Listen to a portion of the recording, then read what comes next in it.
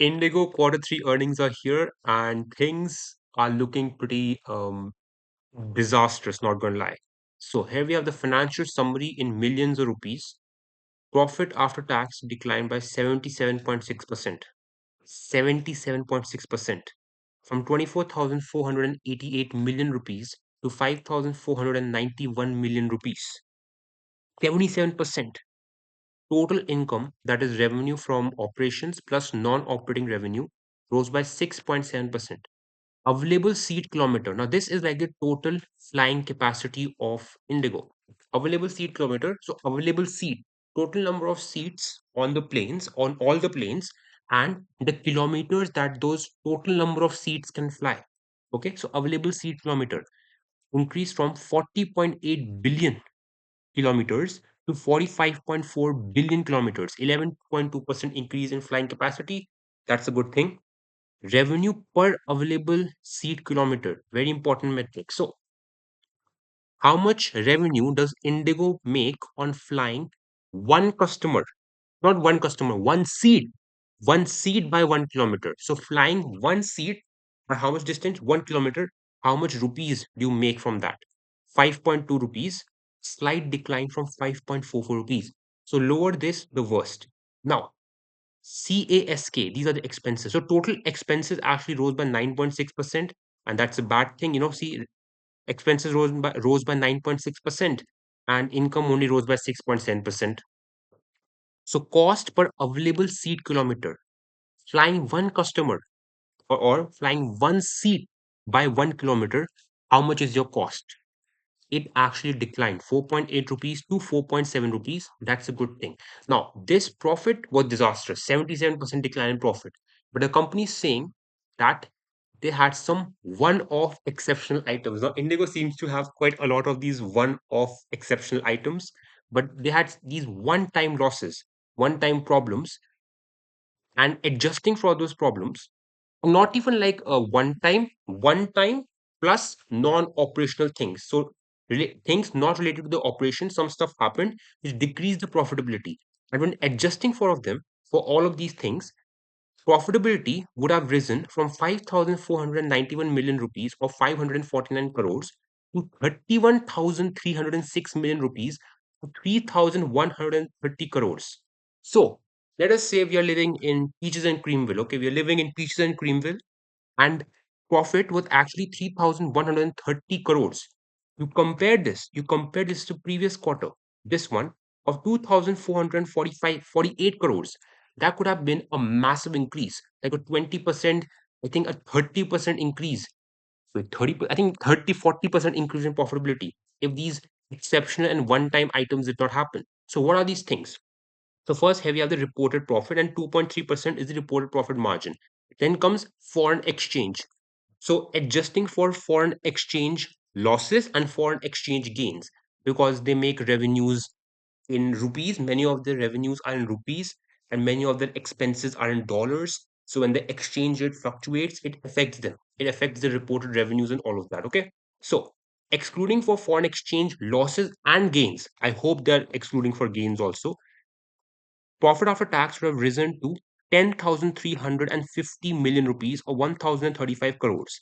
So, profit after tax excluding foreign would have been this much, 1,584 crores. Then comes two exceptional items. One of exceptional items. What are these? First, as impact of new labor codes, estimated provision for increase in social security benefits due to implementation of new labor codes of India. They're saying it's exceptional, so maybe this should not happen again. That's what kind of exceptional means. So the total impact of this was 9,693 million rupees or 969 crores. New labor laws came in, the new labor codes came in, which led to more social security benefits. Then provision for compensation. Okay, operational disruptions. This was the operational disruption, the entire drama regarding Indigo flight disruptions. So, provision. A provision basically means funds set aside for a particular purpose. The total funds set aside slash provision for compensation as per the regulatory requirements, travel vouchers, penalty and associated costs related to operational disruption. So all these costs that happened because of operational disruption was 5,772 million rupees, 577 crores. Excluding all of these one-off items, we see 3,130 crore rupees. Wow. Now, if exceptional items did not happen, like this never happened, this would have been around how much? Sorry. Okay, sorry. So even if this did not happen, this 1,546 crores worth of exceptional did not happen, the forex was still there. The forex was still going to be there, and I think that would have also reduced profitability. For example, this is the reported one. This is the what do you say? Adjusted one. This is the adjusted figure. You even remove all this, you get this. This is also there. This is still lower. This is still going to be lower. You say 31,000, right? You minus the 10,000 of forex. Okay, you only minus the forex one. That is 21,000. That is still lower than the December one. So yeah, yeah. And the yield, the load factor. Okay, load factor. What percentage of flying capacity was actually used, occupied by customers? I think that what this means. And 84.6% slight decline. Okay, it's still 84.6%, but lower the better. Lower the better. What were the costs? What were the costs? So aircraft fuel expenses, as you can see, are the largest expense. It actually declined. That's a good thing. Sorry, it increased. My fault. It increased. It increased. 69,445 million rupees, 6,944 crores. Air and engine rentals, aircraft and engine rental costs decreased. That's a good thing. 509 crores. Supplementary rentals and aircraft repair and maintenance increased by 18.4%. Depreciation amortization increased by 25%. Finance cost increased by 18%. 18%. 18%. There was a foreign exchange gain. Okay. Airport fees and charges increased by 13%. Purchase of stock and trade 28%. Come on, man.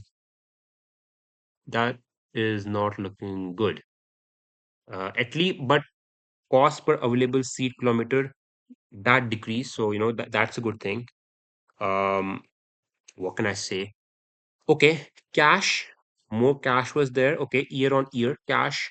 So free cash, that is no restrictions on this type of cash. They can use it, increased by 27.8%. I think all of these are in millions rupees. So 36,944 crores of free cash. That's a good thing. A restricted cash increased by 1.4%. Okay. Total cash increased by 17.9%. And total debt increased by 18%. Now 76,858 crores. So yeah, so we first have the leases. These are the lease debt, because many of the planes are on lease. That increased by 5.8%, and the debt excluding the capitalized operating lease. So debt excluding leases increased by 56.8%. So yeah, these were the earnings by Indigo, and the forex is kind of the thing that's prevailing.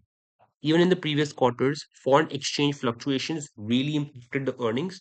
They did not impact the cash flows. That is one good thing. These forex changes have not impacted cash flows yet because they're non-cash. They have not incurred yet. The foreign exchange fluctuations have happened on the P&L, the profit and loss, but on the cash flows, they have not been realized yet. So that's a good thing. Cash flows were good. Even in the quarter two, quarter one, they were good, while earnings actually went down, profits went down, cash flows were up. That's a good thing.